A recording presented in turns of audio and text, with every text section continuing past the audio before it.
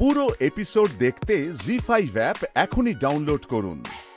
সঙ্গীতা দি এবং অজয় বাবুর সাথে কথা বলবো। 25 বছর হতে চললো, কিভাবে পরিচয় একে অপরের সাথে?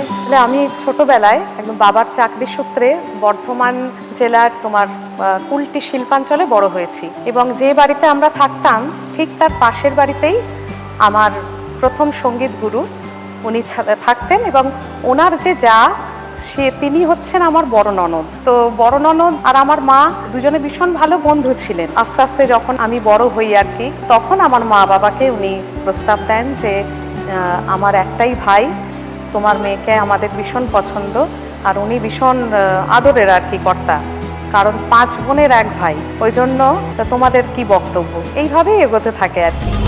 বিয়ের দিনটা কিন্তু দারুণ, 15ই আগস্ট স্বাধীনতা দিবস, আপনাদেরও জীবন স্বাধীন। স্বাধীনতা পরাদিনই হয়তো সেই দিন প্রচণ্ড বৃষ্টি হয়েছিল, আর সেই বৃষ্টিতে আমি যে তখনকার দিনে একটা দামি গাড়ি নিয়ে গেছিলাম বিয়ে করতে ওকে, কিন্তু বিয়ে বাড়ির চারপাশে এত জল দাঁড়িয়েছিল, কোমর অব্দি জল, তো কোনো গাড়িই যাবে না, সব গাড়ি স্টার্ট বন্ধ হয়ে যাচ্ছে। আলটিমেটলি আমাকে রিক্সাতে করে ওকে বিয়ে করতে যেতে হয়েছে। আর তারপরে বিবাহিত জীবনটা কেমন কাটছে দুজনের? সে তো খুবই ভালোই কাটছে, কারণ আপনি তো অর্ধেক সময় থাকেন না। হ্যাঁ, আমি 3 মাস অন করি, 3 মাস অফ করি, তো আমাদের আন্ডারস্ট্যান্ডিংটা শুরু থেকেই খুব ভালো।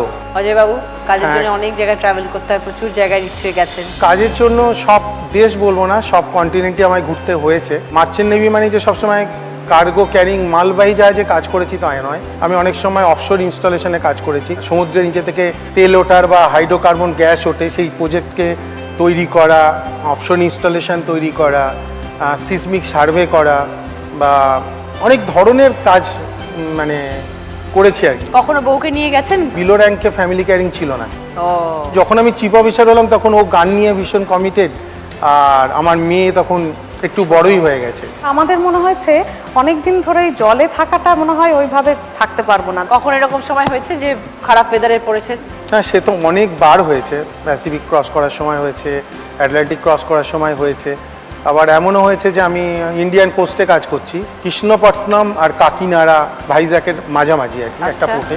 আমি ওয়েদার রিপোর্টে কনফার্ম হলাম যে আই অফ দ্য স্টর্ম, মানে যেটা সেন্টার অফ দ্য স্টর্ম, সেটা আমার খুব ক্লোজ দিয়ে পাস করবে।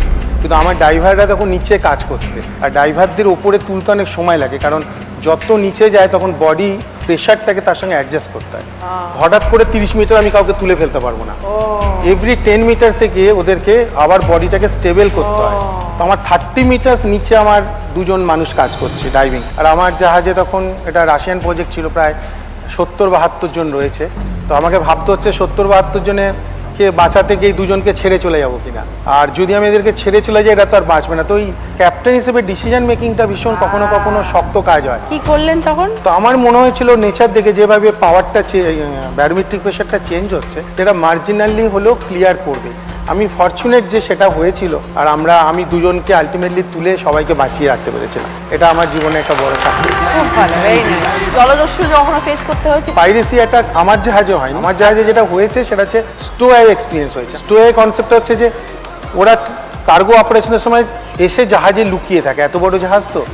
তারপর যখন আমরা সমুদ্রে যাই তখন ওদেরকে ডিসকভার করি, ওদেরকে খুব মানে বলতে গেলে জামাই আদর করে বাঁচিয়ে রেখে আমাদেরকে ওদের হ্যান্ড ওভার করতে হয়, আর এই পুরো এক্সপেন্ডিচারটা কোম্পানির উপরে পড়ে। কোনো কারণে কিছু ক্ষতি হয় বা মারা যায় তাহলে কিন্তু ক্যাপ্টেনের জেল হয়েছে, এরকম অনেক উদাহরণ আছে।